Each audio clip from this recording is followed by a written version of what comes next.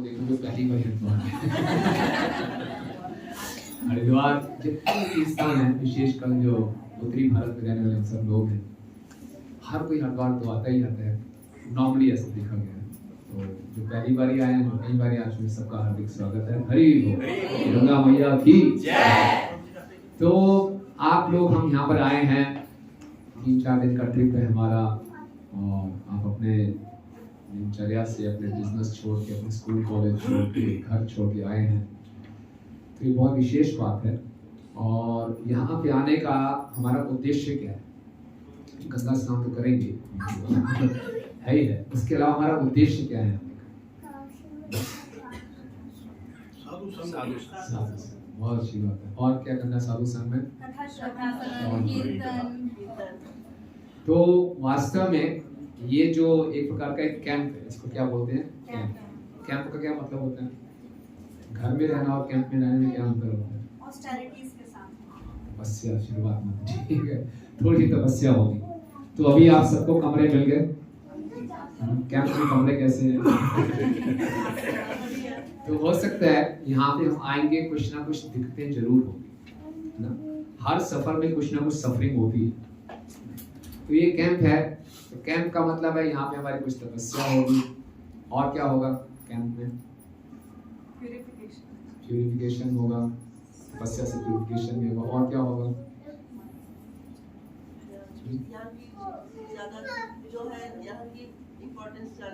यहाँ की इम्पोर्टेंस जानेंगे। इसके बाद जब हम वापस जाएं, 4 दिन के बाद वापस पंचकुला चंडीगढ़ जाएं, तो हमारे में कुछ परिवर्तन आना चाहिए कि नहीं आना चाहिए?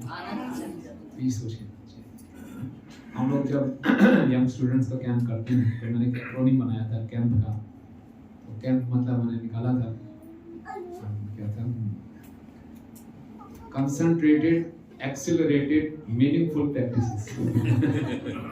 कंसंट्रेटेड, बिल्कुल एकाग्रचित होकर, और एक्सिलरेटेड, बड़ी तेजी से, कोई ढीलापन नहीं। मीनिंगफुल प्रैक्टिसेस, मीनिंगफुल प्रैक्टिसेस हमारे लिए भक्तों की क्या है? श्रवण और। तो यहाँ पे हम आएंगे, कुछ डिस्ट्रैक्शन होंगे। चलो यार अभी निकल जाते हैं, स्नान करने में फटाफट मजा आएगा। हाँ चले गए कुछ लोग, गंगा जी हमारे बाप, ठंडा ठंडा पानी है, स्नान करते हैं। अच्छी बात है, स्नान करेंगे, लेकिन स्नान करना इम्पोर्टेंट है। इससे ज्यादा इम्पोर्टेंट है स्नान करना हरि कथा में, भगवान की कथा में, क्योंकि उससे हमारे हृदय का मार्जन होगा। इस कैंप के बाद हमें क्या होना चाहिए? हमारा प्रभुपाद के मिशन में सेवा करने का उत्साह बढ़ जाना चाहिए। हमारे भक्तों में संबंध और अच्छे होने चाहिए, हमारे भक्ति में रुचि और बढ़नी चाहिए। तो इस प्रार्थना के साथ हमें यहाँ आना है। ये हम ऐसे तो हरिद्वार में कई बार अकेले भी आए होंगे, फटाफट गंगा में डुबकी लगाई, चलो जी वापस चले गए। कई लोगों किसी घर में किसी ने शरीर छोड़ा, तभी हम आते हैं हरिद्वार में, अस्थि प्रवाह करने आते हैं, स्नान करते हैं। वो तो एक रूटीन है, आएंगे स्नान करेंगे चले जाएंगे। वो इतनी विशेष बात नहीं है। विशेष बात ये है कि हम यहाँ पर आए और अपने भक्ति में कुछ बढ़ोतरी करके जाए, हमारे भक्तों में संबंध में कुछ हो, इम्प्रूवमेंट हो। स्नान तो होगा ही होगा, तो इसका एक हिस्सा ही है। ये सब इकट्ठे मिलकर करेंगे तो उसमें ज़्यादा वो प्यूरिफाइंग होगा। तो आप सबसे निवेदन है, आप यहाँ बैठे हैं, आपसे तो आप तो कर ही रहे हैं, आप जो चलेंगे उनको कैसे निवेदन करेंगे? बाद में निवेदन करेंगे उन तक आवाज़ कैसे पहुँचाए? लेकिन आप उनको समझा सकते हैं, या हम कभी ऐसा ना करें, जो भी करेंगे इकट्ठे करें, इकट्ठे खाएंगे, इकट्ठे स्नान करेंगे, अलग कमरे में इकट्ठे सोएंगे। तो दैट वे हमारा आपस में संबंध इम्प्रूव होगा, राइट? तो आप सबको बहुत शुभकामनाएं। और यहाँ पर हम हैं, 3-4 दिन हैं, तो बिल्कुल कंसंट्रेटेड रहना है। हम लोग स्मार्टफोन का थोड़ा कम से कम प्रयोग करें। आपके बिजनेस की कॉल्स आ रही हैं, कुछ और इम्पोर्टेंट कॉल्स आ रही हैं, कुछ समय निर्धारित करें, 1 या 2 घंटा देना मैक्सिमम। बाकी ज़्यादा से ज़्यादा भक्तों की सेवा, यहाँ बहुत हमें मौका मिलेगा भक्तों की सेवा करने।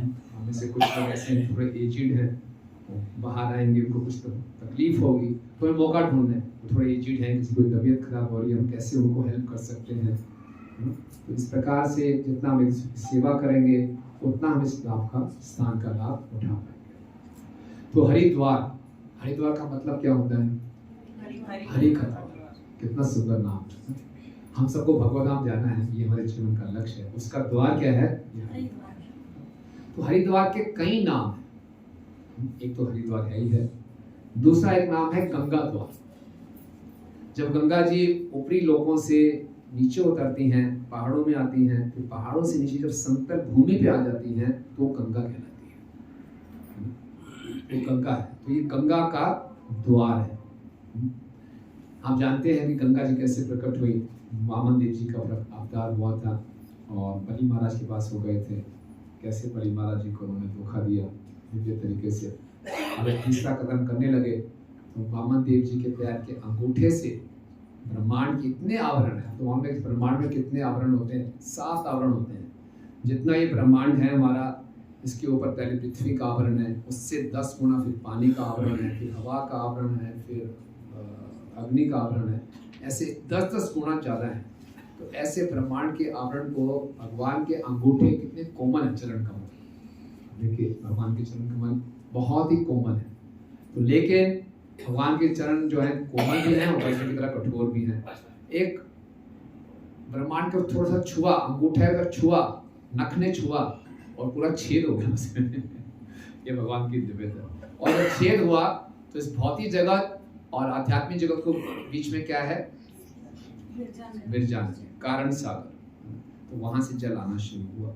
वहां से जब जल आना शुरू हुआ और भगवान के चरण कमल थे, ब्रह्मा जी का लोक सर्वोपरि लोक है, तो ब्रह्मा जी ने अपने कमंडलू में पानी था उनसे उनका अभिषेक किया। तो ये दोनों जल मिक्स होकर क्या बन गए? गंगा देवी जी। और फिर ब्रह्मा जी के लोक से ये गंगा जी गिरती हैं ध्रुव लोक में, फिर ध्रुव लोक से नीचे गिरती हैं सप्तऋषि लोक में, फिर सप्तऋषि लोक से इनको दिव्य विमानों में, असंख्य सुंदर दिव्य विमानों से ले जाते हैं चंद्र लोक में, और फिर चंद्र लोक से जाती हैं मेरू पर्वत में, और मेरू पर्वत में पड़ती हैं तो चारों दिशाओं में इनके 4 भाग हो जाते हैं ना। एक में कहलाती है अलकनंदा, सीता, भद्रा, चक्षु।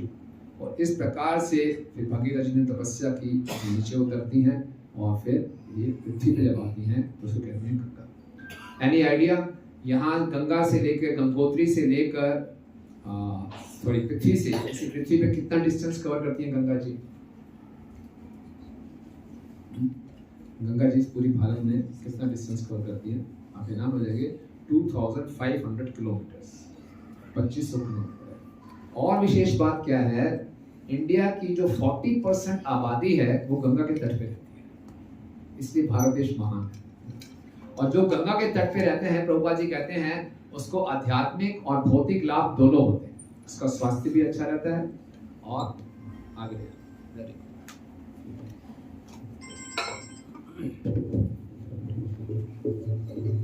Thank you. तो पूरा आध्यात्मिक लाभ भी होगा और भौतिक लाभ। तो आप इमेजिन कीजिए कितनी आबादी है हमारे भारत की? 120 करोड़। 40% कितना हो गया? ऑलमोस्ट 50 करोड़। तो ये लोग, हम गंगा के तट पे रहते हैं। गंगा के तट पे रहना, गंगा को छू के जो हवा आती है उसी से हमारा शुद्धिकरण होता है। इतनी पवित्र है गंगा, तो भगवान के चरणों से निकली है। तो 40% आबादी इंडिया की यहाँ पे रहती है, बैठे बैठे उनका शुद्धिकरण हो रहा है। तो ये गंगा जी का एक, हरिद्वार का एक नाम है गंगा द्वार, गंगा कैसे प्रकट हुई। फिर हरिद्वार का एक नाम है मोक्षपुरी। 7 पुरी कौन कौन से हैं जहाँ रहने से मोक्ष मिलता है हमें, जहाँ शरीर छोड़ने से हमें मोक्ष मिलता है? कौन कौन सी है? द्वारका, काशी, मथुरा और अयोध्या, अवंती और कांची, और क्या रह गया? और हरिद्वार। 7 मोक्षपुरी। इसका एक नाम मोक्षपुरी भी है। इसका एक नाम कुशावर्त भी है। कुशावर्त क्यों पड़ा वो आगे जाके बताएंगे। इसका एक नाम ब्रह्म कुंड भी है, वो भी बताएंगे। इसका एक नाम मायापुरी भी है, और इसका एक नाम कपिल स्थान भी है, यहाँ भगवान कपिल ने तपस्या की थी। ठीक है, तो कुल मिला के 8 नाम हैं अलग। कौन कौन से हैं? हरिद्वार, गंगा द्वार, मोक्षपुरी, कुशाव्रत, ब्रह्मकुंड, मायापुरी, कपिल स्थान। ठीक, ओके। और अब इसकी जो महिमा है, बहुत से पुराणों में इसकी महिमा गाई गई है, बहुत से पुराणों। एक होता है स्थल पुराण, हरिद्वार का अपना पुराण है और कई पुराणों में, विशेषकर स्कंद पुराण में, पद्म पुराण में, नारद पुराण में इनकी महिमा गाई गई है। तो स्कंद पुराण में कहा गया है कि कैलाश जैसा कोई पर्वत नहीं है, गंगा जैसी कोई नदी नहीं है, देवों में भगवान जैसा, कृष्ण जैसा कोई भगवान नहीं है, और तीर्थ स्थानों में हरिद्वार जैसा कोई स्थान नहीं है, ये बताया गया है। और गरुड़ पुराण में ये बताया गया है कि जो यहाँ आकर हरिद्वार में एक स्थल है कंखल या महास्नान करेगा, उसका पुनर्जन्म नहीं होगा, जाएंगे। और ये भी कहा गया है कि ब्रह्मा जी अपने 4 मुखों से भी हरिद्वार का पूर्ण रूप से गुणगान नहीं कर सकते। तो कई बार हम यहाँ पे बहुत ज्यादा आते हैं, लोग में इतनी इंपॉर्टेंस पता नहीं होती, लेकिन इसकी बहुत विशेषता है। ओके, तो साथ में यहाँ बताया गया है, प्रभुपाद जी बताते थे किसी स्थान को तीर्थ स्थान कब कहते हैं, ये तीर्थ स्थान क्यों है? हाँ जी, जहाँ पे हाँ, जहाँ पे भक्त लोग हैं, ज्यादा श्रवण कीर्तन करें, वो तीर्थ स्थान बन जाता है। और क्या क्राइटेरिया किसी को तीर्थ स्थान करने का? जहाँ भगवान के भक्तों ने लीलाएं की हैं 2, और जहाँ पर विजिट करने से हमारा प्यूरिफिकेशन हो, जहाँ भक्त होंगे या भगवान की लीलाएं होंगी, और जहाँ स्थान अपने आप में शुद्ध हो, जैसे गंगा जी यहाँ पे आ रही है, तो वो तीर्थ स्थान है, राइट? तो ये तीर्थ स्थान है। अब हम इसकी कुछ महिमा की चर्चा करते हैं। यहाँ पे अलग अलग स्थान है। यहाँ सबसे प्रसिद्ध स्थान कौन सा है? हरि की पौड़ी है ना। पौड़ी पंजाबी का शब्द है ना। पौड़ी का मतलब क्या होता है? तो इसको हर की पौड़ी क्यों करते हैं, हरि की पौड़ी क्यों कहते हैं? हाँ ठीक है, यहाँ से सीरियस शुरू होती है। और यहाँ पे भगवान के चरण चिन्ह है। भगवान के चरण चिन्ह कैसे प्रकट हुए, ये आगे चर्चा करेंगे। फिर हरि की पौड़ी है। और यहाँ पे एक और सुंदर स्थान है जिसको बोलते हैं सप्तधारा, सप्त सरोवर, सप्त स्रोत, जहाँ पे गंगा जी ने अपने आप को 7 भागों में बांटा था। तो नारद पुराण में वर्णन आता है, एक राजा थे जिनका नाम था राजा रुक्मांगद। क्या था? राजा रुक्मांगद। उनके पुरोहित थे जिनका नाम था वसु। वसु पुरोहित ने ब्रह्मा जी की पुत्री मोहिनी को हरिद्वार की महिमा सुनाई थी, और हरिद्वार की महिमा सुनाते हुए उन्होंने सप्त सरोवर, सप्त धारा की महिमा बताई थी। बोले अगर पापी से पापी व्यक्ति भी आके इस सप्त स्रोत में स्नान करेगा वो सारे पापों से मुक्त हो जाएगा। और कोई यहाँ पर आके सप्त सरोवर में आके अपने पितरों का तर्पण करेगा तो उनको सप्त ऋषि लोकों की प्राप्ति हो जाएगी। इस सप्त सरोवर में क्या है कि सप्त ऋषि अभी भी तपस्या कर रहे हैं। हमें दिखाई नहीं देंगे, जाएंगे हम जाएंगे तो उनके हमें मूर्तियां दिखाई देंगी, वो दिखाई नहीं देंगे, लेकिन सूक्ष्म रूप में अभी वो यहाँ पर उपस्थित हैं और तपस्या कर रहे हैं। उन्हीं की तपस्या से मानव समाज की रक्षा हो रही है और वैदिक शास्त्रों का प्रचार हो रहा है। कलयुग में जैसे जैसे कलयुग बढ़ता जाएगा ये एज बड़ी स्थूल होती हो जाएगी, ग्रॉस होती जाएगी। हम देखते हैं, भागवतों में पढ़ते हैं, महाराजा युधिष्ठिर के समय में इंद्र जी उनके राज्य में आया करते थे, नारद मुनि आया करते थे। तो परीक्षित महाराज के राज्य में भी आम नागरिक देवताओं के दर्शन कर सकता था। देखते इंद्र को देख रहे हैं, चंद्र को देख रहे हैं, आम नागरिक दर्शन कर सकता था। नहीं, आज से कल में भगवान को छोड़ो, देवताओं को छोड़ो, ऋषियों के दर्शन भी नहीं कर सकते। तो ऋषि लोग अभी भी वहां पर उपस्थित हैं और वो तपस्या कर रहे हैं। तो ये सप्त ऋषि कौन है? नाम मालूम है सप्त ऋषियों के? और ये सप्त ऋषि जो हैं हर मनु में मनमंत्र में बदलते रहते हैं, कैबिनेट मिनिस्टर के भाग हैं। ब्रह्मा जी के एक दिन में कितने मनु हैं? 14। एक मनु की कितनी आयु है? 71। चतुर्युग, एक चतुर्युग कितना बड़ा होता है? ब्रह्मा जी के एक चतुर्युग कितना बड़ा होता है? ब्रह्मा जी के 43 लाख साल। 43 लाख साल का एक चतुर्युग है, उसको 71 से गुणा कर दो तो ये एक मनु की आयु है, 71 चतुर्युग। ओके, तो इस जैसे हमारे यहाँ कैबिनेट मिनिस्ट्री 5 साल के लिए रहती है, तो एक मनु का जो पीरियड है राज्य का वो 71 चतुर्युग है। इस समय कौन सा मनु चल रहा है हमारा? कौन सा? 7। क्या नाम है उनका? वैवस्वत मनु। ओके, तो वैवस्वत मनु में पूरे देवता भी बदल जाते हैं। देवता भी उपाधियां हैं, इंद्र चंद्र ये सब उपाधियां हैं, है ना। हम में से कोई भी व्यक्ति इंद्र बन सकता है, पहले ही बन चुके हैं हम और यहाँ पर आए, तो ये सब उपाधियां हैं। तो ये सारी उपाधियां जो देवता गण है मनु को असिस्ट करती है। मनु शब्द से ही मानव शब्द आया है, मनु संहिता के अनुसार हमें अपना आचरण करना है। तो देवताओं भी होते हैं, पूरे 33 करोड़ देवताओं का सेट चेंज होता है और उन देवताओं को गाइड करने के लिए सप्त ऋषि होते हैं। तो ये सप्त ऋषि भी हर मनवंतर में बदलते रहते हैं। तो अभी इसके मनवंतर में जो अभी प्रेजेंट चल रहा है इसमें सात ऋषि कौन कौन है? कश्यप, अत्रि, विश्वामित्र जी, वशिष्ठ जी 4 हो गए, गौतम ऋषि 5, भारद्वाज ऋषि 6 और जमदाग्नि 7। कौन कौन से याद हो गए आपको? कश्यप ऋषि, अत्रि ऋषि, विश्वामित्र जी, वशिष्ठ जी, गौतम ऋषि और भारद्वाज ऋषि और जमदाग्नि। ठीक है, ये सब ऋषि हैं तो यहाँ पे बैठ के तपस्या कर रहे हैं।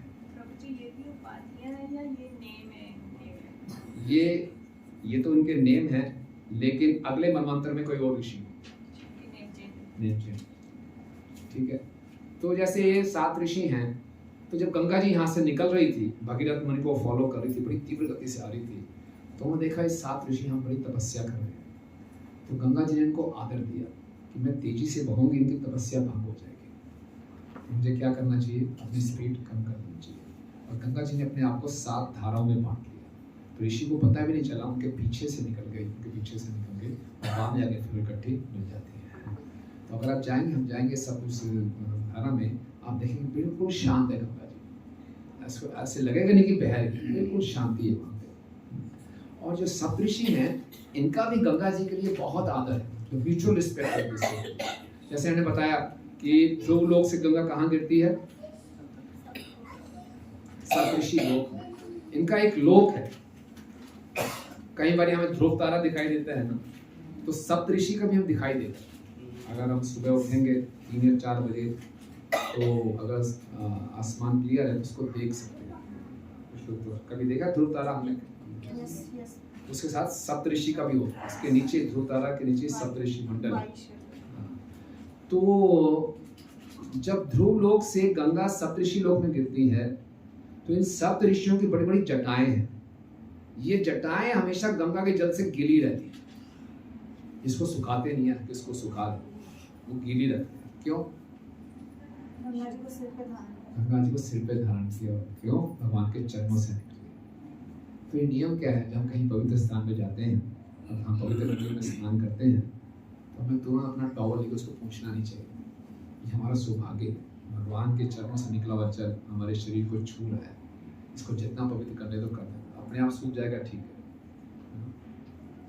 ऋषि गणों के बाल हमेशा गीले रहते हैं, कि गंगा गिरती रहती है, उसको सुखाते नहीं है, अपना सौभाग्य मानते हैं कि भगवान के चरणों से निकला हुआ जल हमारे सर पे गिर रहा है। लेकिन प्रैक्टिकल रहना है, किसी को ठंड लग रही है वो अलग लेकिन आदर्श ऐसा है। तो ये जो सप्तऋषि हैं, ये गंगा जी को इतना आदर देते हैं कि सर पे गिरे हमको सुखाएंगे नहीं, ये हमारा सौभाग्य है। और जो गंगा जी हैं, सप्तऋषियों को इतना सम्मान दे रही हैं कि इनकी तपस्या भंग ना हो। जैसे हम क्लास में भी बैठते हैं, तो हमें पूरा ध्यान देना चाहिए कि श्रवण की विधि में कोई बाधा ना पड़े। हम देखते हैं अक्सर स्मार्टफोन बच जाते हैं ना।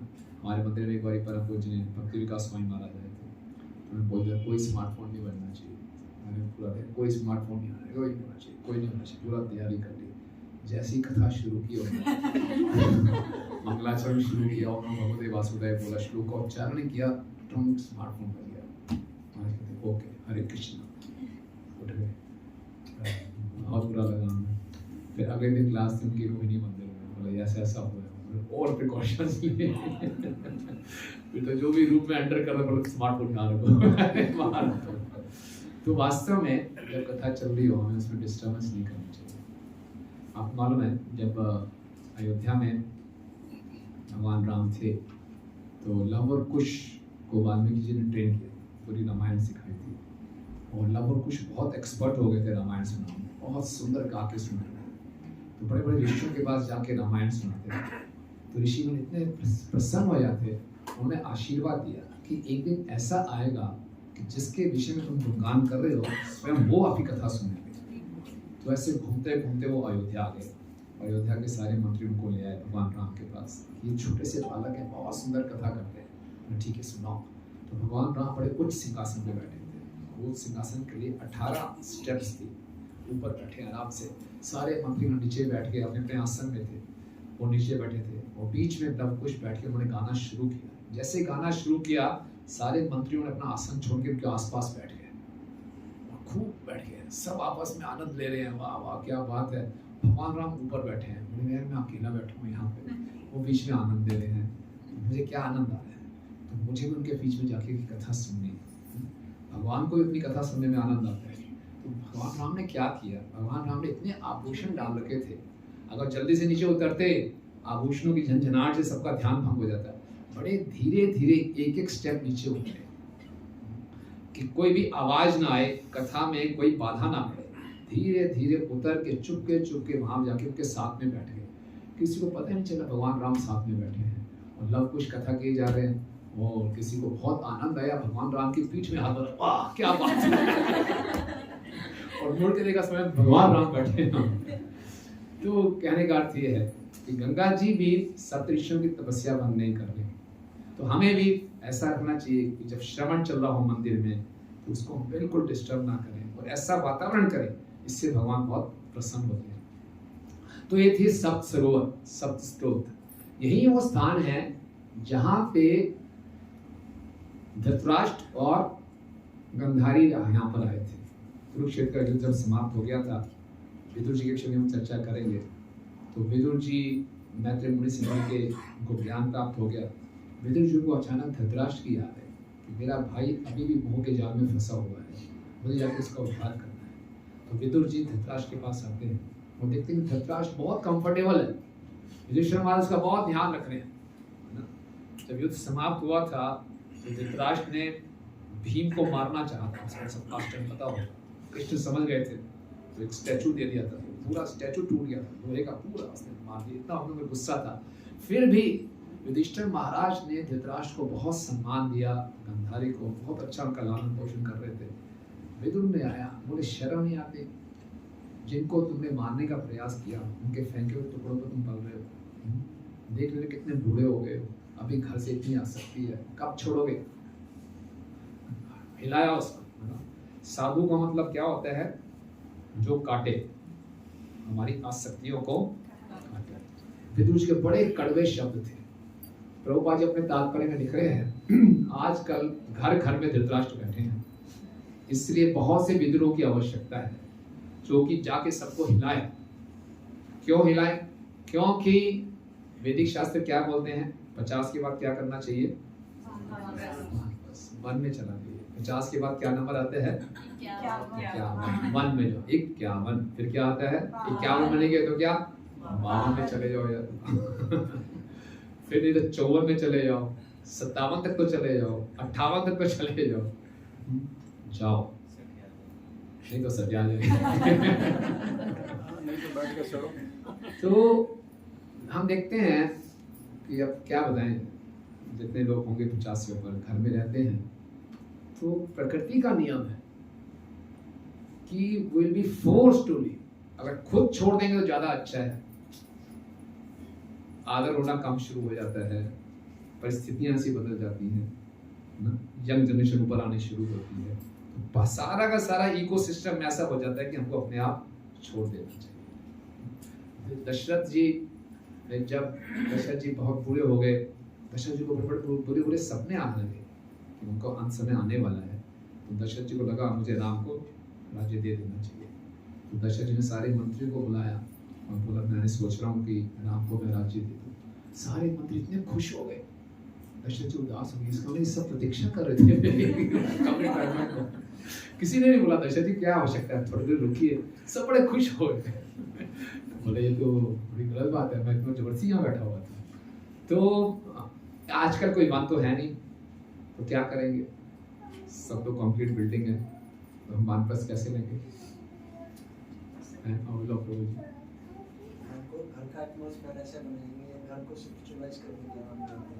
वो तो गृहस्थ आश्रम में करना है, वन प्लस में क्या करना है। वो ऐसे ही कर रहे हैं प्रैक्टिकली, इसलिए बता रहे हैं। हाँ, मैं तभी इनसे पूछ रहा हूँ।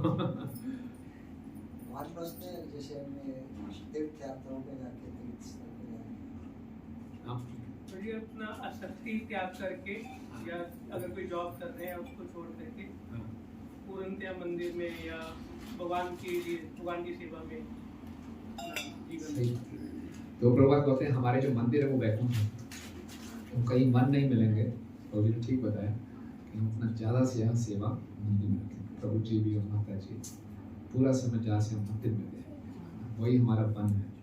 वानप्रस्थ में क्या होता है? आराम होता है कि तपस्या होती है? किसी बोलेंगे मंदिर में जाओ, प्रभु जी वहाँ सेवा बड़ी करना बड़ी कठिन है, मैं वृंदावन चला जाऊँगा। अक्सर लोग वृंदावन की योजना बनाते हैं। वानप्रस्थ कैसे करते हैं? वृंदावन में फ्लैट लिया, चलो जी वानप्रस्थ हो गए। नहीं, वानप्रस्थ मतलब तपस्या, और सबसे ज़्यादा तपस्या है भक्तों के संग में सेवा करना, इस प्रचार आंदोलन को आगे बढ़ाना है, इसकी सेवा करनी है, इसमें तपस्या है। यही हमारा वानप्रस्थ है। इसी प्रभाव बहुत प्रसन्न हो तो करना है, उसकी योजना बनानी है। वो तो तब था 50 वर्ष, जब हमारी आयु कितनी होती थी? 100 साल। देखने में कब से शुरू करना है।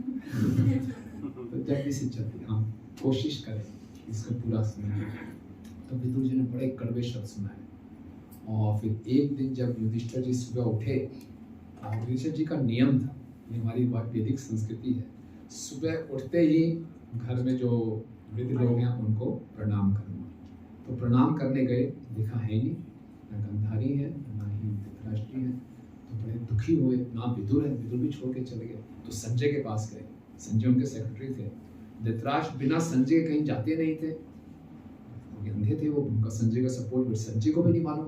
दोनों बड़े रोए। तभी वहाँ पे कौन प्रकट होते हैं? नारद मुनि प्रकट होते हैं।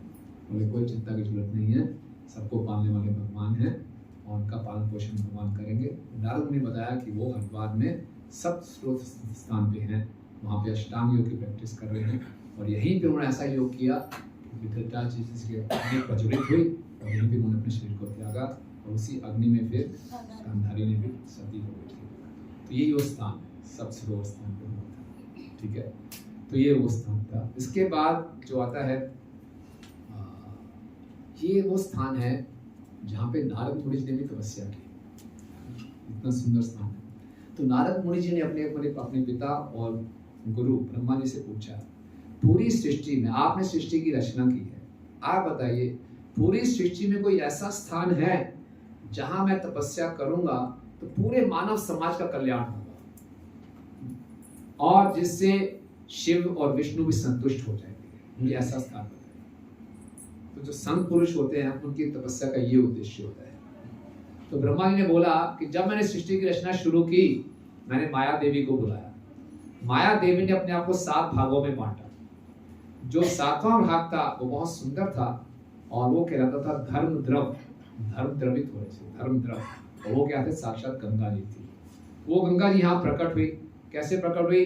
भगीरथ जी तपस्या कर रहे थे, तो भगीरथ जी ऐरावत की पूजा कर रहे थे। ऐरावत कौन है? इंद्र का हाथी है। तो ऐरावत ने क्या किया, अपने जो उसके दान थे, उस दान से उन्होंने हेमवत पर्वत जिस पे गंगा जी बैठ के आ रही थी उसमें छेद किए, और फिर उस छेद से पूरा एक गंगा पृथ्वी पर प्रकट हुई, हरिद्वार में आई। तो बोले ये वो स्थान है जहां आप तपस्या करोगे, पूरे मानव समाज का कल्याण होगा, और स्वयं विष्णु और शिव भी संतुष्ट होंगे। तो यहाँ पे नारद जी भी आए, और नारद जी ने भी यहाँ पे तपस्या की। तो कितना सौभाग्य है हमारा। तो इस स्थान को ब्रह्मकुंड भी कहते हैं। तो स्कंद पुराण में वर्णन आता है कि कश्मीर जो था उसके एक राजा थे जिसका नाम था श्वेत। वो यहाँ पर आए और उन्होंने 10 लाख साल तक तपस्या की। सोचिए तो पुराणों में ऐसी बड़ी बड़ी बातें लिखी होती हैं, 10 लाख साल कहाँ संभव है? लेकिन पूर्व काल में इतनी बड़ी आयु हुआ करती थी, और किसी की आयु बढ़ भी जाती थी। 10 लाख साल तक उन्होंने तपस्या की। तो ब्रह्मा जी प्रकट हुए, बोले क्या आपको वरदान चाहिए? तो उन्होंने ब्रह्मा जी से, माइक आवाज आ रही है पीछे? हरे कृष्ण हरे कृष्ण। ब्रह्मा जी से 3 वरदान मांगे। ये भी देखिए, इतने साल 10 लाख साल तपस्या करने के बाद क्या वरदान मांगे। तो उन्होंने उनसे 3 वरदान मांगे। पहला वरदान ये मांगा कि ये जो स्थान है आपके नाम से जाना जाए। कितना सेल्फलेस है। उन्होंने बोला कि मेरे नाम से जाना जाए, आपके नाम से जाना जाए। तो इसलिए स्थान का नाम क्या पड़ गया? ब्रह्मकुंड। दूसरा वरदान ये मांगा कि यहाँ पे विष्णु और शिव हमेशा रहते हैं, आप भी हमेशा यहाँ रहिए। ठीक है जी, तथास्तु। और तीसरा बहुत सुंदर वरदान मांगा कि कोई भी आके अगर यहाँ स्नान करेगा उसको सबसे उत्कृष्ट आशीर्वाद प्राप्त होगा। वो क्या है? कृष्ण की भक्ति। तो ये है हरि की पौड़ी के पास ही ब्रह्मकुंड है। हम वहां जब स्नान करेंगे कृष्ण की भक्ति के लिए प्रार्थना करें, वो हमें प्राप्त होगा। ठीक है, यही वो स्थान है जहाँ पे नारद मुनि ने तपस्या की, ये राजा श्वेत ने भी तपस्या की, और महाभारत में वर्णन आता है। आवाज आ रही है पीछे? नहीं आ रही? क्या इसका वोल्टेज डाउन, इसकी बैटरी डाउन है। कल चेक किया था मुझे, तब तो बैटरी फुल दिखा रहा था। कॉर्डलेस कैसे चलेगा?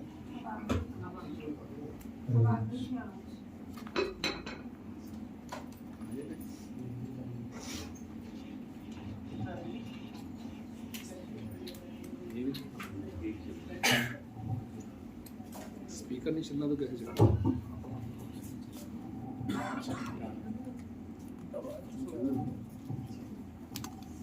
हरे कृष्ण हरे कृष्ण हरे कृष्ण।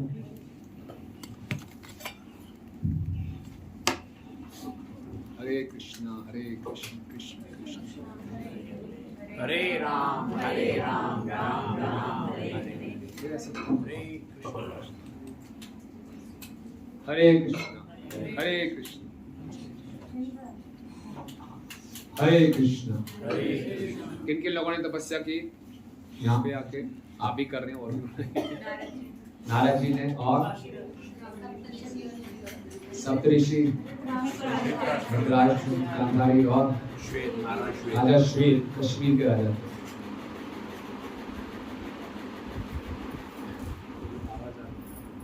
यहाँ पर महाभारत में कुरु वंश के एक राजा थे, राजा प्रतीप। कौन थे मालूम है आपको? राजा प्रतीप जो थे शांतनु के पिता थे। शांतनु कौन थे? भीष्म देवी। तो उन्होंने यहाँ तपस्या की। जब वह यहाँ तपस्या कर रहे थे तो उनकी भेंट यहाँ पे गंगा देवी जी से। तो कैसे गंगा देवी जी यहाँ पर आए, ये कथा आपने जानते होंगे, थोड़ा रिपीट कर देते हैं। तो एक राजा थे चंद्रवंशी, जिनका नाम था महाअभिषेक। वो इतने अच्छे राजा थे, उनकी इतनी अच्छी सदगति हुई, वो ब्रह्मा जी के लोक में थे, सत्य लोक में। और सत्य लोक में गंगा देवी भी उपस्थित थे उस सभा में। तो एक बारी गंगा देवी वहां बैठी थी और महाराजा महाअभिषेक भी वहां पे थे। एक हवा का झोंका आया तो गंगा जी का जो पल्लू था वो नीचे गिर गया। और ये राजा ने बड़े कामुक दृष्टि से गंगा देवी को देखा, और गंगा देवी जी ने भी उसी दृष्टि से राजा को देखा, और ब्रह्मा जी ने एक दूसरे को देखते हुए देख लिया। तो ब्रह्मा जी ने बोला कि आप जो ये हरकत कर रहे हैं ना, इस लोक की नहीं, आपने मेरी रजोगुण बचा हुआ, पृथ्वी लोक में जाइए। पृथ्वी लोक में जाने का उनको श्राप दे दिया। तो गंगा देवी बड़ी पछताई, उनसे क्षमा मांगी, बोले ठीक है आप नीचे जाएंगे, और जब 8 वसु आपके माध्यम से जन्म लेंगे फिर आप वापस इस स्थान पे आ सकती हैं। तो गंगा देवी तो नीचे आ जाती हैं, और जो राजा महाअभिषेक थे वो शांतनु बन के आते हैं। शांतनु कैसे बनते हैं? राजा प्रतीप जो थे उनकी कोई संतान नहीं थी, तो वो यहीं आके तपस्या कर रहे थे, और यहाँ गंगा देवी विचरण कर रही थी। और गंगा देवी जी बहुत जल्दी में थी, मैं वापस जाऊं, तो सोची थी ये व्यक्ति है राजा तपस्या कर रहा है, मैं इसी की भार्या बन जाऊंगी, इसी से मुझे संतान उत्पन्न होगी, 8 मैं वापस जाऊंगी। तो वो तपस्या कर रहे थे, तो गंगा देवी जी उनकी दाई जांघा पे बैठ गई। उनकी आंख खुली, उन्होंने देखा गंगा देवी की सुंदर स्त्रियों की दाई जगह पे बैठी है। तो बोले मैं आपको पति के रूप में स्वीकार करना चाहती हूँ। तो राजा प्रदीप का इतना सुंदर चरित्र था, बोले वैदिक संस्कृति के अनुसार आप मेरी दाईं जगह पे बैठे हैं तो आप मेरी पत्नी नहीं मेरी बहू बन सकती, और मैं यहाँ तपस्या करने बैठा हूँ संतान की प्राप्ति के लिए। बहू पहले से ही प्राप्त होगी तो पुत्र तो होएगा ही तो फिर तपस्या सफल हो गई, और कुछ समय के बाद उनको पुत्र प्राप्त होते हैं जिनका नाम शांतनु होता है। शांतनु बड़े होते हैं तो शांतनु भी आखेट करने जंगल में आते हैं, तो फिर उनकी भेंट गंगा देवी से होती है, से आकर्षित हो जाते हैं। तो बोलते मैं आपसे विवाह करना चाहता हूँ। तो गंगा देवी बोलती है ठीक है मैं आपसे विवाह करूंगी, एक शर्त है मुझसे आप कुछ पूछोगे नहीं, थोड़ी भी सी जरा जो मैं कर रही हूँ आपने पूछताछ की तो मैं आप प्रकट हो जाऊंगी। आजकल भी माता लोग ऐसी शर्त में बहुत अच्छी है थोड़ा सा भी जो मैं करूँ करने दो, मनमाने जो आपने थोड़ा किया बीच में ये क्या कर रहे हो तो मैं गायब हो जाऊंगा। शांतनु इतने मुग्ध थे उनसे, बोले नहीं नहीं ऐसा क्या, आप तो बहुत अच्छी हैं, आप जो कहेंगे ठीक है। हो गया, उनको एक संतान होती है तो गंगा जी क्या करते हैं जानते ही हैं, ले जाती हैं हमको, क्योंकि उन्होंने बोला था कि जैसे जैसे अपनी संतान होंगी। हाँ ये क्या था, इसके पीछे एक और कथा थी कि जो अष्ट वसु हैं, आपको मालूम है 33 तरह के देवता होते हैं, 33 करोड़ देवता भी हैं, 33 श्रेणियां भी हैं। कौन कौन सी 33 कैटेगरीज हैं देवताओं की? 12 आदित्य हैं, 11 रुद्र, कितने हो गए 23, 8 वसु 31 और 2 अश्विनी कुमार 33। तो 8 वसु में जो सबसे छोटे थे उनका नाम था देव नाम था। उनकी पत्नी ने एक बार देखा कि वशिष्ठ मुनि के आश्रम में कामधेनु गाय हैं, उनसे बड़ी आकर्षित हो गई, बड़ी गाय मुझे चाहिए। तो 8वें वसु ने सारे भाइयों को इकट्ठा किया कि उनके आश्रम में जाके गाय चुराते हैं। तो गाय चुराने गए, वशिष्ठ मुनि ने देख लिया और उनको श्राप दे दिया कि तुम वसु रहने लायक ही नहीं हो, तुम पृथ्वी पे जाओ। सारे भाई घबरा गए, उनसे क्षमा मांगी, चलो ठीक है, बोले पृथ्वी पे तो जाना पड़ेगा, जन्म होते ही तुम वापस आ जाओगे, गंगा देवी के माध्यम से आपका जन्म होगा और जन्म देते ही तुम वापस आ जाओगे। इन 8वां जो वसु है देव, इसको वहां रहना पड़ेगा, क्योंकि इसी ने सारी योजना बनाई थी, तो इसको थोड़ा सा ज्यादा समय रहना पड़ेगा, लेकिन इसका भी जीवन बहुत ही उज्जवल होगा। तो इस प्रकार से हुआ था। तो गंगा जी के माध्यम से प्रकट हुए और गंगा जी तुरंत उनको गंगा में बहा देती थी और तुरंत वो अपने स्थान को प्राप्त कर लेते थे। 1 2 3 4 5 6 7 बच्चे पैदा हुए, पैदा होते ही गंगा जी उनको गंगा में बहा रहे हैं। तो शांतनु थोड़ा दुखी होता था, तो कुछ बोलूंगा गायब हो जाएगी, क्या करूं। जब 8वें हुए तो उनसे रहा नहीं गया, बोले क्या करती हो, बस ठीक है एग्रीमेंट खत्म तो वो 8वें को लेकर गायब हो गए और शांतनु बेचारे बड़े विरह में पछताए। लेकिन बाद में फिर वो दोबारा उनको भीष्म के रूप में प्राप्त होते हैं, उनका नाम वो देवव्रत रखते हैं और भीष्म पितामह बनते हैं। तो यही वो स्थान है जहाँ राजा प्रदीप ने भी तपस्या की थी और उनको गंगा देवी से भेंट हुई। और यही वो स्थान है जहाँ पे भगवान के अवतार हैं दत्तात्रेय जी, उन्होंने भी तपस्या की। भागवत में वर्णन आता है 4थे स्कंद में, दत्तात्रेय किनके पुत्र हैं? अत्रि मुनि और अनसुईया जी के। अत्रि और अनसुईया के 3 पुत्र हैं, एक तो सोम के अंश हैं चंद्र, और एक शिव जी के अंश हैं और दुर्वासा, और विष्णु के अंश हैं दत्तात्रेय। तो दत्तात्रेय यहाँ तपस्या कर रहे थे और भागीरथ जी ला रहे थे गंगा को, और गंगा जी का बहुत तेज फ्लो था। तो तपस्या करते हुए दत्तात्रेय जी ने अपने सामने एक कुशा ग्रास रखी, तो गंगा जी उस कुशा को बहाते हुए ले गई। कुशा जो बह गई तो दत्तात्रेय की तपस्या भंग हुई। वो इतने क्रोध में आ गए, उनके इतनी शक्ति थी, बोले गंगा को आग लगा दूंगा पानी में गंगा को आग लगा दूंगा। जब ऐसा उन्होंने संकल्प लिया, ब्रह्मा जी और सारे देवता प्रकट हो गए, उनको शांत किया, तो बोले ठीक है मैं माफ कर देता हूँ, लेकिन आप सबको यहाँ रहना पड़ेगा। तो ब्रह्मा जी भी यहाँ रहते हैं, देवतागण भी यहाँ रहते हैं। और फिर कुशा बह के चली गई थी, तब से इस स्थान का नाम क्या हो गया? कुशाव्रत। तो इसका एक नाम कुशाव्रत इस प्रकार से। और यहाँ पे बहुत इंटरेस्टिंग बात एक और है, यहाँ पे द्रोणाचार्य जी का जन्म हुआ। द्रोणाचार्य का भी यहाँ पे जन्म हुआ।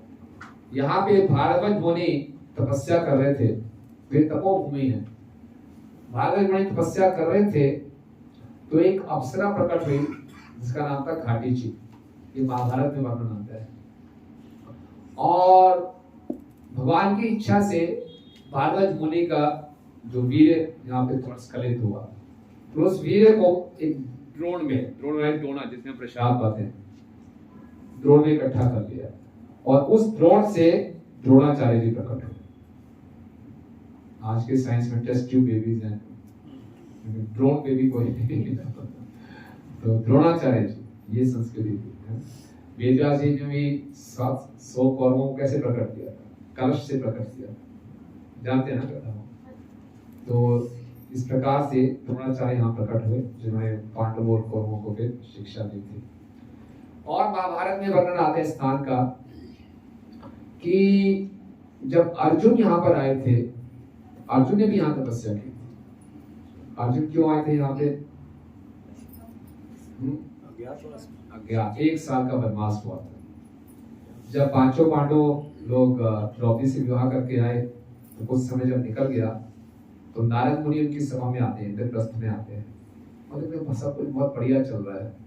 और पांचों पांडवों से पूछते हैं कोई दिक्कत तो नहीं, आपकी एक पत्नी है? बोले नहीं कोई दिक्कत नहीं, बहुत अच्छा चल रहा है। वो ज्यादा दिन तक चलेगा नहीं। बोले ऐसा क्यों? उन्हें कहानी सुनाई। बोले 2 असुर थे, सुंड और उपसुंड, दोनों बड़े पराक्रमी थे और दोनों इतना अच्छा प्रेम था दोनों भाइयों में। एक आत्मा 2 शरीर के समान थे, इकट्ठे नाचते गाते खेलते कूदते थे, बहुत प्रेम था। और दोनों ने ब्रह्मा जी की तपस्या करके ये वरदान दिया हुआ था कि कोई इनको मार नहीं पाएगा। अगर कोई इनको मार पाएगा तो यही एक दूसरे को मार पाएंगे।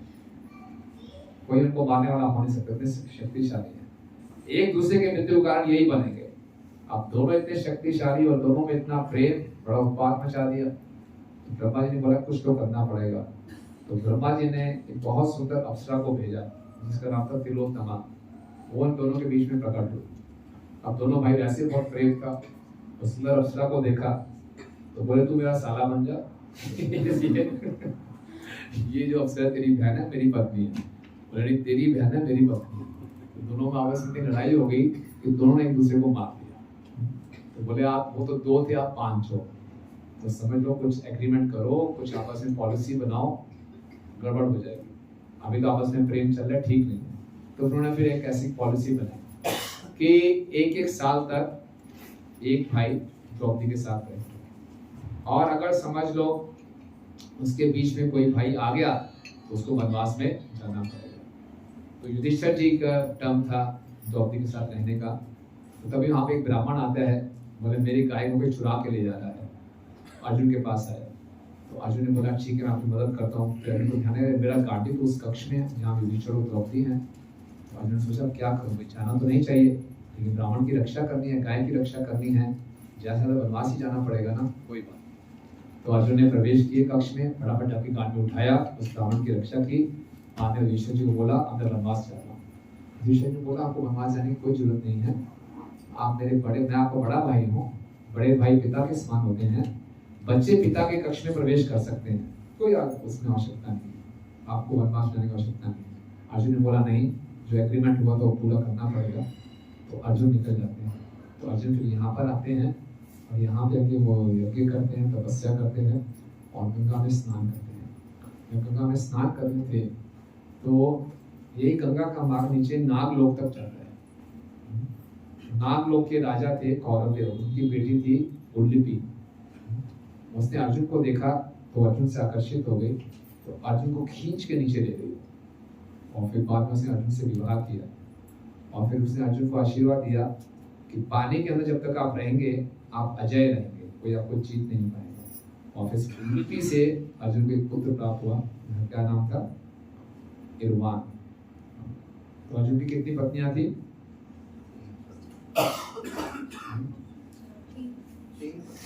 4। द्रौपदी भी थी, सुभद्रा थी और एक ये थी उल्लिपी और एक और थी। अर्जुन ऐसे घूमते घूमते जाते हैं मणिपुर। मणिपुर के राजा थे चित्रांगा, उनकी बेटी से उनका विवाह होता है और उनसे भी पुत्र चित्रंगा से विवाह होता है। चित्रंगा से विवाह होता है, उनका एक पुत्र वहाँ से प्राप्त होता है। इस प्रकार से यही वो स्थान है जहाँ अर्जुन भी आए थे। ओके, और यही वो स्थान है जहाँ पे विदुर मैत्रेय संवाद हुआ था। कितना महत्वपूर्ण स्थान है। तो विदुर मैत्रेय संवाद हुआ था, तो आप विदुर जी को जानते ही हैं। विदुर जी क्या थे पहले? यमराज जी। और उनको नीचे क्यों आना पड़ा?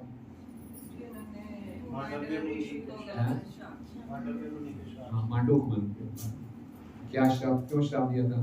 छोटे हो दंड दिया। हाँ, दंड क्यों दिया था? बचपन में किसी कीड़े ढंग से न्याय नहीं कर पाए थे, हाँ, ढंग से न्याय नहीं कर पाए थे, इसलिए उन्होंने कहा था कि आप जाके कलयुग में ऐसा देंगे शूद्र बनो, और लोगों को समझाते रहेंगे, लेकिन कोई आपकी बात समझेगा नहीं। शूद्र बन जाओ। तो शूद्र लोग, लेकिन वास्तव में शूद्र नहीं थे, वो ब्राह्मण थे, बहुत समझदार थे। और जब भगवान श्री कृष्ण एक दूत बन के आए थे, शांति का संदेश लेकर आए थे, तो दुर्योधन उनकी बात नहीं सुनी। तो विदुर गए थे धृतराष्ट्र दुर्योधन के पास उनको समझाने के लिए, और दुर्योधन ने उनका बहुत अपमान किया था और बोला था निकल जाओ यहाँ से, जिस थाली में खाते उसी में छेद करते हो। तो विदुर जी को बहुत बुरा लगा। विदुर ने सोचा ये भगवान की इच्छा है, बहुत हो गया, पॉलिटिक्स में भाग ले लिया, अब मैं जाता हूँ, कुछ साधुओं का संग करता हूँ, तीर्थाटन करता हूँ। तो वो निकल पड़े। जब दुर्योधन का जन्म हुआ था, तभी विदुर ने धृतराज जी को चेतावनी दे दी थी कि ये जो आपका बच्चा है ना, ये पूरे कुरु वंश का नाश करेगा। जब पांडव प्रकट हुए थे तो आकाशवाणी होती थी, ये बहुत दिव्य बालक हैं, इस सबका उद्धार करेंगे, बहुत तेजस्वी मेधावी होंगे। लेकिन जब दुर्योधन आया था तो सारे उल्टे सीधे लक्षण प्रकट हो गए थे। गधों ने गाना शुरू कर दिया था, सियारों ने रोना शुरू कर दिया था, गिद्ध जोर जोर से शोर मचा रहे थे, चारों तरफ धुआं लग गया था, आग जलनी शुरू हो गई थी। तो धृतराष्ट्र परेशान हो गया, भाई क्या है, कैसा बालक आ गया ये? तो विदुर ने बताया था, भैया इसको अभी खत्म कर दो, त्याग दो इसको। एक पूरे परिवार की रक्षा के लिए बालक को त्यागना पड़े, त्याग देना चाहिए। एक पूरे गांव की रक्षा के लिए पूरे परिवार को त्यागने के लिए तैयार होना चाहिए। एक पूरे राज्य की रक्षा करने के लिए एक गांव को त्यागने के लिए तैयार होना चाहिए, और आत्मा के हित के लिए पूरे संसार को त्यागने के लिए तैयार होना चाहिए। तो इसने सुंदर शिक्षा दी थी। सपोर्ट कर, बिल्कुल ठीक बात है। तो विदुर ने उस समय बोल दिया था, लेकिन दुर्योधन इतना दुराचारी था, उसने विदुर जी को बहुत कड़वे शब्द सुनाए। लेकिन विदुर जी को बुरा तो लगा, लेकिन विदुर ने सोचा कि बहुत अच्छा मौका है कि मैं अब भगवान की शरण ग्रहण करूं। तो विदुर जी हमें बहुत सी शिक्षा दे रहे हैं। हमारे जीवन में भी ऐसे कुछ मुश्किलें आती हैं। जब हमारे जीवन में मुश्किलें आए हैं, उसको हमें लेना चाहिए सिग्नल है भगवान की तरफ से कि तुम मेरी शरण में आ जाओ। ये संसार में हम जितना मर्जी प्रयास कर लें कंफर्टेबल रहने के लिए, हम कंफर्टेबल रह नहीं सकते, जितना मर्जी प्रयास कर लें। आप एक व्यक्ति का इंटरव्यू ले लेंगे, कोई ना कोई उसके जीवन में ऐसी कोई दुखद बात होगी जो उसको हमेशा तंग कर रही है। दूर से व्यक्ति लगेगा बहुत खुश है, लेकिन किसी को भी आप पास जाएंगे, कुछ ना कुछ उसके जीवन में ऐसी बात है, क्योंकि पूरी सृष्टि की रचना इस ढंग से की गई है। और हम चाहते हैं कि ये मेरा दुख खत्म हो जाए, लेकिन हम जितना मर्जी प्रयास कर लें, अगर वो दुख खत्म हो, दूसरा प्रकट हो जाएगा। जो हमारे जीवन में संकट आते हैं, वो एक सिग्नल है कि हम तीव्रता से क्या करें, हरे कृष्णा कृष्णा कृष्णा हरे हरे, हरे राम राम राम हरे हरे। विदुर जी इसके साक्षात उदाहरण हैं। विदुर जी भगवान के बड़े उन्नत भक्त थे। विदुर जी को चरण उपाधान कहा जाता। भगवान जो अपने चरण कमल विदुर जी की गोद में रखते थे, इतना प्रेम जिसको विदुर जी से था। कोई बोल सकता है कि मैं भगवान का इतना अच्छा भक्त हूँ, मेरा इतना बड़ा अपमान हो गया भरी सभा में, मैं तो उनका भला चाह रहा हूँ, उसने उल्टा सीधा सुना दिया। तो भक्तों के जीवन में जब ऐसा कोई संकट आए, तो बोले बड़ा विशेष सिग्नल है। ये तो भगवान बोलते हैं माइंड अप करो भैया, आप एक पूर्ण रूप से मेरी शरण लो। और हम देखेंगे जब भी हम ऐसा करें, विदुर जी ने ऐसा किया तो क्या क्या लाभ हुआ? युद्ध से बचे। और क्या लाभ हुआ? मैत्री जी से मिले। और क्या लाभ हुआ? उद्धव जी से मिले। यस। और सबका लाभ हुआ, हमारा लाभ हुआ। विदुर मैत्री संवाद हुआ, जो भागवतम का 3रा स्कंद 4रा स्कंद है। धृतराष्ट्र का उद्धार हुआ। अगर उसी समय वहां पे वो बैठे रहते, कुटते रहते, खुद भी परेशान रहते, हमें भी भागवतम सुनने को ना मिलती, धृतराष्ट्र का भी उद्धार ना होता। तो ये भगवान की कितनी विशेष योजना होती है। तो विदुर जी को जब इतने कटु शब्द सुनाए, विदुर जी तुरंत निकल पड़े, धनुष वहीं पे द्वार पे रखा और निकल पड़े। जो कपड़े थे साथ में कुछ नहीं ले गए, निकल गए और पूरा उन्होंने तीर्थाटन किया। तीर्थाटन करते करते फिर वो बद्रीनाथ की तरफ आगे बढ़े। वहां पे आगे गए तो यमुनोत्री के पास यमुना के तट में उनकी भेंट किनसे हुई? उद्धव जी से। उद्धव जी दोनों दो भक्त आपस में मिले तो बड़े प्रसन्न हुए। कहते हैं जब दो भक्त आपस में मिले तो कैसे मिलना चाहिए? 4 मिले 64 खिले, नाचे 7 करोड़। 4 मिले, अगर चश्मा डाला तो 6 मिले या 8 मिले। 64 खिले और नाचे 7 करोड़। 3.5 करोड़ रोमें होती हैं, वो पूरी खड़ी हो जाना चाहिए, इतना एक्साइटेड होना चाहिए। तो दोनों इतने एक्साइटेड हो गए और विदुर जी ने पूछा बताओ कृष्ण के विषय में। तो उद्धव जी बड़े परेशान हो गए। कल कृष्ण की खूब लीलाएं सुनाई, क्योंकि विदुर जी को कुछ नहीं मालूम था कि यदुवंशों का नाश हो गया है, कृष्ण भी अब प्रकट होने वाले हैं। तो उद्धव जी विदुर जी को नहीं मालूम था, तो उद्धव जी ने सब बताया। और उद्धव जी ने बताया कि जब मैंने देखा कि यदुवंशों का नाश हो रहा है, इसका मतलब कृष्ण अप्रकट होने वाले हैं। तो मैं भगवान के पास गया कि भगवान आप भी मुझे अपने साथ ले जाइए। लेकिन भगवान ने बोला नहीं, आप अभी मेरे साथ नहीं आएंगे, आप कहाँ जाओ? बद्रिका आश्रम में जाओ, वहाँ नर नारायण ऋषि की सेवा करो, बाद में वापस मेरे स्थान पे आ जाओगे, मैं तो वहाँ जा रहा हूँ। तो विदुर जी ने बोला आपको भगवान ने इतना ज्ञान दिया है, क्योंकि भगवान ने उद्धव जी को बोला मेरा विशेष संदेश दो जाके बद्रिका आश्रम में। जो संदेश मैंने किसी शास्त्रों में नहीं दिया, वो संदेश आप उनको जाके बताओ। तो विदुर जी ने उनसे पूछा आप मेरे को कुछ बता दो। तो उद्धव जी ने उनको बताया नहीं।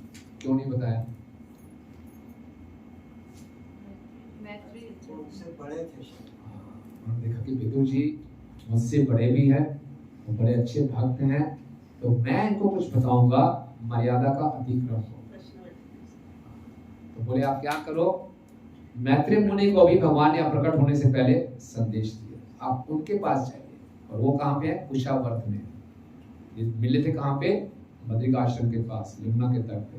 तो बोले आप वहां जाइए। तो विदुर जी फिर यहाँ पर आए, कुशावर्त यानी हरिद्वार में आए, और यहाँ बैठ के उन्होंने मैत्री जी से कई प्रश्न पूछे। भागवत का 3रा और 4था स्कंद पूरा विदुर मैत्री संवाद है, तो वो भी यहाँ पे हुई। और ऐसा बताया जाता है जो इस स्थान पे आके, ध्यान से सुनिए, जो इस स्थान पे आके इन पौराणिक कथाओं को सुनेगा तो निश्चित रूप से वैकुंठ धाम जाएगा। कल और हम चर्चा करेंगे। यही स्थान है जहां पर अजामिल भी आया। अजामिल को जब मौका मिला, यमदूत और विष्णुदूत सेकंड चांस मिला, तो हरिद्वार में आके उसने तपस्या की थी और तपस्या करके वो वैकुंठ लोक गया था। तो ऐसी पुरानी कथाओं का वर्णन हम करेंगे, 2 दिन हमारे पास हैं। तो जो घटना यहाँ घटी है और वहाँ घटनाओं का यहाँ वर्णन करेंगे और उसको हम ध्यान पूर्वक श्रवण कीर्तन करेंगे, तो कहाँ जाएंगे? वैकुंठ आने के। ये यहाँ आने का मुख्य उद्देश्य है। तो विदुर मैत्री संवाद के बाद फिर हम जाएंगे, यहाँ पे एक स्थान है कंखल। कितने लोगों ने कंखल का नाम सुना है? प्रसिद्ध स्थान। कंखल में क्या हुआ था? द्रौपदी ने यज्ञ किया था माता सती ने। उसकी कथा भी हम जाके करेंगे। और कंखल के विषय में बताया जाता है नारद पुराण में कि जो इस स्थान पे 3 रात बिताएगा और स्नान करेगा और सारे पापों से मुक्त हो जाएगा। स्कंद पुराण में बताया गया है कि जब दक्ष प्रजापति ने उसके पूरे यज्ञ का संहार हो गया, उस बकरी का सर मिल गया, बड़ी विनम्रता के पास वो शिव जी के पास गया और शिव जी के पास जाके बहुत प्रार्थनाएं की, कुछ वरदान मांगे। बड़ा इंटरेस्टिंग वरदान मांगा। उन्होंने वरदान मांगा कि ये जो जितना भी कुछ हुआ, मेरे हृदय में द्वेष था उस कारण हुआ, और द्वेष आया माया के कारण, इसलिए इस स्थान का नाम रख दीजिए मायापुरी। मायापुरी का स्थान दीजिए, इसका नाम रख दीजिए। और ये वरदान दीजिए कि कोई भी अगर इस मायापुरी का दर्शन करेगा या स्मरण करेगा, वो जन्म मृत्यु के चक्कर से छूट जाएगा, मुक्त हो जाएगा। और ये भी बताया गया है कोई यहाँ पे ना भी आए और केवल आप कंखल का मायापुरी का स्मरण भी कर लें तो उसको वही लाभ प्राप्त होगा जैसे किसी को मृत्यु के समय कृष्ण के स्मरण का लाभ प्राप्त होगा। और उसी समय वहां पे इंद्र भी थे और इंद्र ने बोला कि 3.5 करोड़ तीर्थ स्थानों में सबसे उत्तम स्थान है ये मायापुरी स्थान। बड़ी विचित्र बात है, जहाँ पे इतना मारपीट हुई इतनी हिंसा हुई, इतना द्वेष प्रकट किया गया, उसकी ये महिमा बताई गई है। और मैत्रेय जी भी विदुर को बताते हैं, जो कि दक्ष प्रजापति के इस यज्ञ के बारे में सुनेगा, कैसे यज्ञ का संहार हुआ, कैसे उसने शिव जी का अपमान किया, सती ने अपने आत्महत्या की। इसको सुनने से क्या लाभ मिलेगा? श्रुति बताओ कि आपका हृदय शुद्ध हो जाएगा। तो ये भागवतम है, दिखने में घटना द्वेष की लग रही है लेकिन उसको सुनने से क्या होगा? हमारे हृदय का द्वेष खत्म होगा और हमारा हृदय शुद्ध हो जाएगा। तो इसके बाद जब दक्ष प्रजापति ने इस प्रकार से प्रार्थना की, शिव जी संतुष्ट हुए और उन्होंने जब यज्ञ पूरा किया तो उस यज्ञ में स्वयं विष्णु प्रकट हुए। और विष्णु प्रकट हुए तो ये स्थान कहलाया गया हरि तीर्थ, हरि पद। और फिर विष्णु के चिन्ह यहाँ प्रकट हुए, इसको बोलते हैं हरि की पोल। विष्णु के चिन्ह यहाँ से आए दक्ष प्रजापति के। ओके, तो ये कुछ स्थान की महिमा है। और ये जो बताया गया है कि यहाँ पे जितना ज्यादा हम जप करेंगे, जितना तप करेंगे, उतना हमें लाभ प्राप्त होगा। इतने अच्छे ढंग से हम करें, हम आज कोई भी चीज बुलाए, अपने गौरताई भी लाए, कोई लाए कि हाँ वर्शिप करेंगे, उससे भी बहुत भगवान प्रसन्न होते हैं। ये स्थान तपोभूमि है, तो यहाँ पे हम ज्यादा से ज्यादा अपना हरि नाम बढ़ाएं, हरि कीर्तन करें, श्रवण करें। कुछ तकलीफ हो तो उसको सह लें, ये तपस्या की भूमि है। और बड़े प्रार्थना के मूड में रहना है। गंगा जी में जाएंगे, उसको प्रणाम करेंगे, प्रार्थना करेंगे। क्या प्रार्थना करेंगे? हमें क्या प्राप्त हो? कृष्ण भक्ति। पापों से छुटकारा पाना ये तो छोटी सी बात है, तो साइड इफेक्ट अपने आप हो जाएगा। हमारा क्या हो? हरिनाम में रुचि बढ़े, भक्तों की सेवा में रुचि बढ़े, कृष्ण भक्ति हमें प्राप्त हो।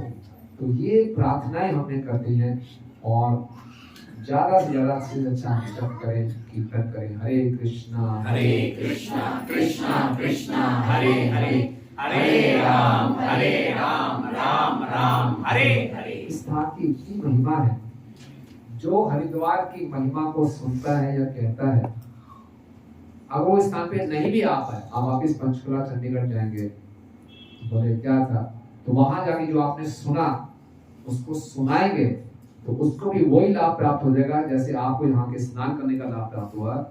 पंचकुला चंडीगढ़ में बैठे बैठे वो हरिद्वार की महिमा सुनेगा तो उसको भी वही लाभ प्राप्त हो जाएगा। तो कुछ लोग नहीं आ पाए, कोई बात नहीं, तो आप लोग अच्छे से इसको समझिए और वहां जाकर खुद सुनाइए, ठीक है? वहां बैठे बैठे उनको लाभ प्राप्त हो जाएगा। तो ये कुछ हरिद्वार की महिमा थी। तो हम यहाँ पे स्थान पे आए हैं और पूरा से एक एक सेकंड का हम इसका पूरा लाभ उठाएं। सारा खेल माइंड का है, तो माइंड को कैसे फोकस रखना है। मन इधर उधर भागेगा, डिस्ट्रैक्ट होगा, लेकिन हमें सोचना है, ये प्रार्थना करनी है कि 4 दिन हमारे पास है, इसका हम best of the best use कर सकें अपनी भक्ति को बढ़ाने के लिए, ठीक है? हरे कृष्ण। कोई प्रश्न है, कोई कमेंट्स है इसमें? हरिद्वार में कितने वर्ष तक? इसका वर्णन आया नहीं माता, लेकिन जल्दी हो गया, 88-90 साल का होता ही वो, तो 10 साल से ज्यादा एग्जैक्ट नंबर नहीं, ऐसा कहीं मैंने तो नहीं पढ़ा, वहाँ से रेफर कर लूँगा। ऐसा कहीं वर्णन आया नहीं कि इतने साल के बाद उसको ऐसा हुआ। थोड़ा सा तपस्या की और फिर बैकग्राउंड से है। वो चिंता मत कीजिए, क्योंकि भक्ति में journey is as good as destination. क्यों? भक्ति में ही आनंद है, यहाँ भी आनंद है, वहाँ जाएंगे वहाँ भी आनंद है। जैसे आपने बोला कि 50 के बाद वाराणसी में जाना चाहिए, अगर घर में बुजुर्ग माता पिता हैं या और बीमारी हैं तो उसमें क्या करना चाहिए? अच्छी बात है, उनकी भी सेवा करें। मुख्य बात है वानप्रस्थ का मुख्य उद्देश्य है भोग वृद्धि छोड़े और सेवा वृद्धि को बढ़ाए। अगर हमारी जिम्मेवारी है पेरेंट्स की सेवा करनी, लेकिन भोग की वृद्धि से और अपने आप को भौतिक उसमें बहुत ज़्यादा, मैं कह लूँ रिटायरमेंट के बाद भी चलो जी यहाँ जॉब कर लेता हूँ, वहाँ कुछ कर लेता हूँ, साइड बिजनेस कर लेता हूँ, कहाँ इन्वेस्ट करूँ, शेयर में इन्वेस्ट करूँ, यहाँ करूँ, वहाँ करूँ, टाइम पास कैसे करूँ, ये उद्देश्य नहीं होना चाहिए। बहुत कम टाइम है, ज़्यादा तपस्या करो। क्योंकि वो बोला कि वानप्रस्थ में तपस्या के लिए, जो गृहस्थ आश्रम में धन कमाने के लिए हमसे कुछ ना कुछ गलतियाँ जरूर होती हैं, तो उसका पश्चाताप क्या है? तपस्या, भक्ति बढ़ाए, भक्ति बढ़ाए। साथ साथ में माता पिता की सबसे अच्छी सेवा क्या है? हम अच्छी भक्ति करेंगे, माता पिता का निश्चित रूप से उद्धार होगा। उनको भी हम भक्ति में लाने का प्रयास करें, प्रसाद का सेवन करें, जो हम बेस्ट कर सकते हैं करें। आपने बहुत डिटेल में इस स्थल की महिमा का रेट किया। तो मेरा प्रश्न ये है कि अभी तो ये जो इम्पोर्टेंस बताई, धाम की इम्पोर्टेंस बताई, पुरी की इम्पोर्टेंस बताई, तो अगर हम जैसे कृष्णा कॉन्शियस में और हरे कृष्ण महामंत्र का उच्चारण जब करते हैं, तो वो अपने आप में हमें भगवान का बैक टू गॉड हेड के लिए डेस्टिनेशन है। अगर हम उसको यहाँ पे करते हैं तो क्या हमें डबल उसका फायदा होगा? हाँ, निश्चित रूप से। हरे कृष्ण महामंत्र के जप में किसी स्थान का नियम नहीं, हर जगह प्रभावशाली है। प्रभुपाद जी ने बॉम्बे स्ट्रीट को बैंकुट बना दिया, तो वो कोई दिक्कत नहीं। लेकिन ऐसे स्थान पे आके अगर हम हरिनाम को लेते हैं तो और ज्यादा प्रभाव, इसीलिए ऐसे कैंप्स किए जाते हैं कि हम इसमें जाएं और गंगा के तट पे इसकी एक अलग ही, आप जाएंगे, एक वायु में ही अलग शुद्धता है, तो उससे हमारी कॉन्शियसनेस में अच्छा प्रभाव पड़ता है, सतोगुण बढ़ता है और अच्छे लगता है। बस माता जी को तो जी अपने बोला ना 4+64 के लिए 64 का क्या कुछ काम है तो कोई बात नहीं। अप्रॉक्सीमेट। यस। दो प्रश्न है। हाँ। एक तो जब हम गंगा जी में स्नान लेते हैं तो क्या भाव होना चाहिए और कैसे मतलब लेना चाहिए? यूजली हम बोलते हैं कि एक डिप ले लो, दैट्स सफिशिएंट। तो क्या शरीर को गीला करना ज़्यादा है गंगा जी में लेना, या कुछ और भाव से इस तरह लेना चाहिए? शरीर को गीला करना या कोई और भाव से मतलब हमें अच्छा गंगा जी प्रश्न में? है, बहुत अच्छा प्रश्न। पहले तो हम गंगा जी को जाएंगे, उनको प्रणाम करेंगे, आचमन करेंगे, आदर पूर्वक दिखा रहे हैं। आचमन करना क्या है? हम उनको आदर कर रहे हैं। आचमन करना आता है ना सबको? केशवाय नमः, आचमन करके जो नए लोग हैं, भक्त हैं, वो सीख लें। तो प्रणाम करके, आचमन करके, और पैर डालने से पहले गंगा जल को अपने सर पे डालें और फिर हम प्रवेश करेंगे और ये प्रार्थना करेंगे, ये ध्यान रखना है कि ये क्या है? गंगा भगवान के चरणों से रखनी है। तो ये भगवान के चरणों को अपने सर पे रख रहा हूँ, कितना मैं अपने आप को शुद्ध कर रहा हूँ। तो गंगा देवी को हम डुबकी भी लगाएंगे, तो यही प्रार्थना करेंगे हमें क्या दें? कृष्ण भक्ति। और जो भक्त नहीं आ पाए उनके नाम की भी डुबकी लगाएं। और जो हमारे आचार्यगण हैं उनके स्वास्थ्य लाभ के लिए भी हम डुबकी लगाएं। और कुछ हमारे जो पितृ हैं, जो हमारे पूर्वज हैं, जो हमारे बीच में नहीं रहे, उनके लिए हम तर्पण कर सकते हैं। कैसे करेंगे? गंगा का पानी उठा के हम उनका नाम लेते हुए गंगा जी को अर्पण करेंगे। हाँ, तो इस प्रकार से पूरा प्रार्थनात्मक, not in enjoying spirit, but in a mood of prayers. That एक और आपने बताया कि ये एक हरिद्वार है, हरिद्वार का दूसरा नाम है गंगा द्वार, क्योंकि जब गंगा जी आते हैं तो सबसे पहले भूमि में यहाँ पे मिलते हैं। बट हम जब मायापुर जाते हैं तो मायापुर की समतल भूमि, हाँ भूमि स्थल, तो मायापुर में ये बना नहीं, ऐसा कुछ है कि जो मायापुर में गंगा जी वो भृगु मुनि ने उनका रास्ता चेंज करके वहाँ पे सबसे पहले मतलब वो धरती का स्पर्श भूतल का। नहीं, मायापुर में जो गंगा जी हैं उनका विशेष महात्म्य है। क्योंकि गंगा जी ने भगवान से प्रार्थना की, मैं आपके चरणों से प्रकट हो गई, लेकिन आपने जो यमुना जी में लीलाएं की हैं वो मुझे प्राप्त, वो सौभाग्य प्राप्त नहीं। तो मैं बोला ठीक है, इतनी आपने तपस्या की है। तो फिर निमाई पंडित बहुत लीलाएं की उसने।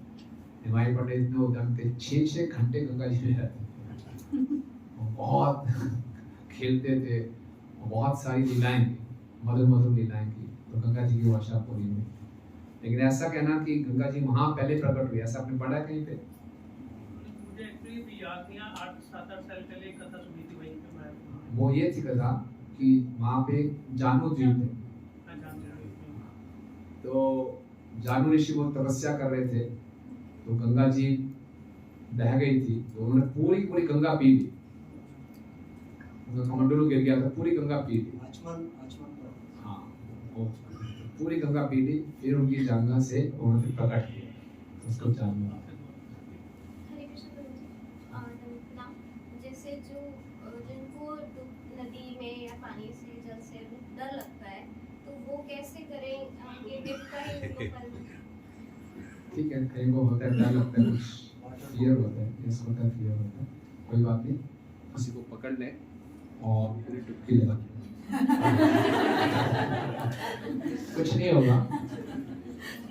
डुबकी मतलब पूरा सर गीला होना चाहिए। एक बार फटाफट डुबकी लगा दे, यहाँ तक गीला होता है, पूरी डुबकी फटाफट लगा दे।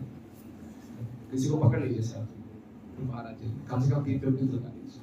प्रभु जी, जिन्होंने डुबकी पहले लगा रखी, दोबारा की लगाई जरूरी? इसमें दिक्कत क्या है?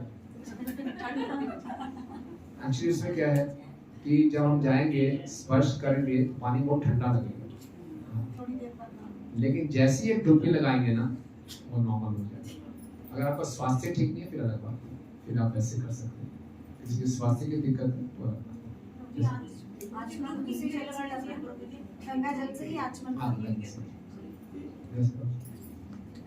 प्रभु जी, गंगा स्नान करने से क्या वाकई सारे पाप धुल जाते हैं लोगों के? ऐसी मान्यता है लोगों की, क्या ये सही है? हरे कृष्ण। पूछिए, सुनिए सुनिए महाराज, हरे कृष्ण। किसी को पूछना डायरेक्टली पूछ लें या कुछ बोलना सबको बताएं।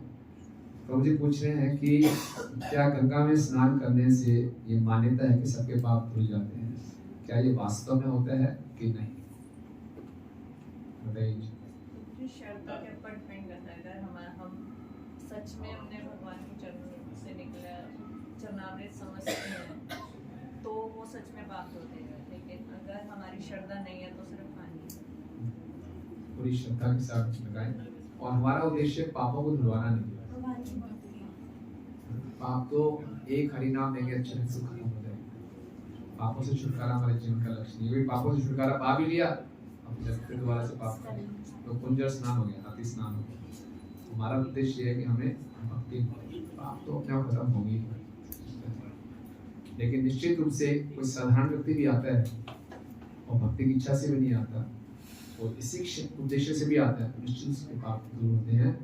गलती क्या होती है कि दोबारा जाके फिर से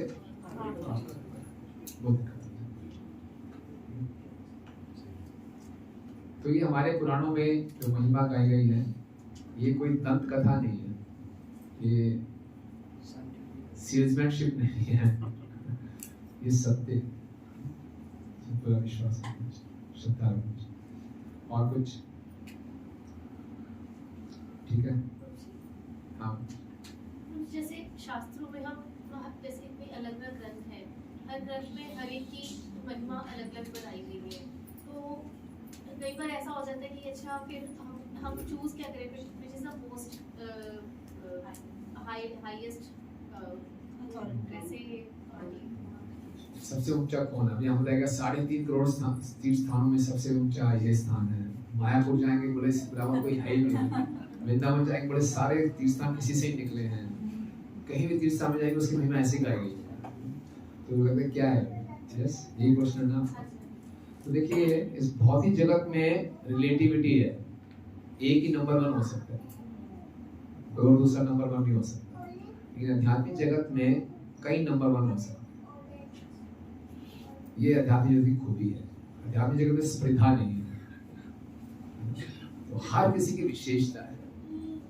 यहाँ भी ये जो बात गलत नहीं है, 3.5 करोड़ स्वामी से स्थान पे विचार स्थान नहीं है। वृंदावन की भी विशेषता है कि सारे तीर्थस्थान वहीं से निकले हैं। यस, वो भी है, ये भी है। मायापुर जाएंगे वो भी विशेष है। तो हर स्थान की विशेषता है। तो एक भिखारी क्या होता है, हर जगह भीख मांगता है। हमें तो क्या भक्ति में कंगले हैं, हम तो भक्ति की भीख मांगी है। मैं यहाँ भक्ति मिलेगी, मांग लो भैया। हमें सोचे वो ऊंचा ये नीचे, मैं इसमें क्या करूँ, मेरा काम तो पूरा हो रहा है, भक्ति की भीख मिल जाएगी यहाँ पे। मैं तो मांग लूँ, सारे मेरे तो सब बढ़िया है। आप गीता बांटने जाते हैं तो साइकिल वाले को भी पकड़ते हैं, स्कूटर वाले को भी पकड़ते हैं, मर्सिडीज वाले को भी पकड़ते हैं, कोई भी ले ले भाई, हमारे तो सब बराबर है। ठीक है। Yes ma'am.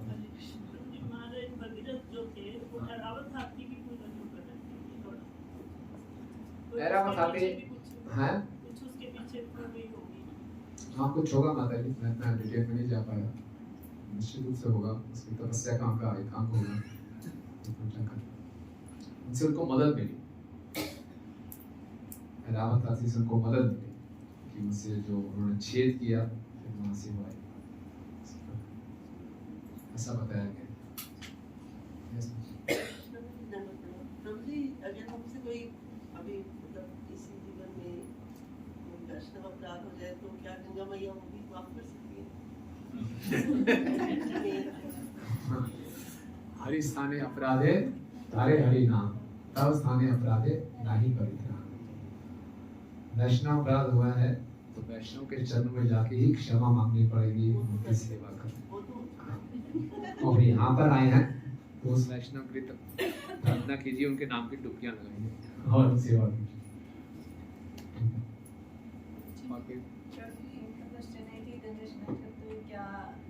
क्या करना चाहिए, क्या नहीं करना चाहिए?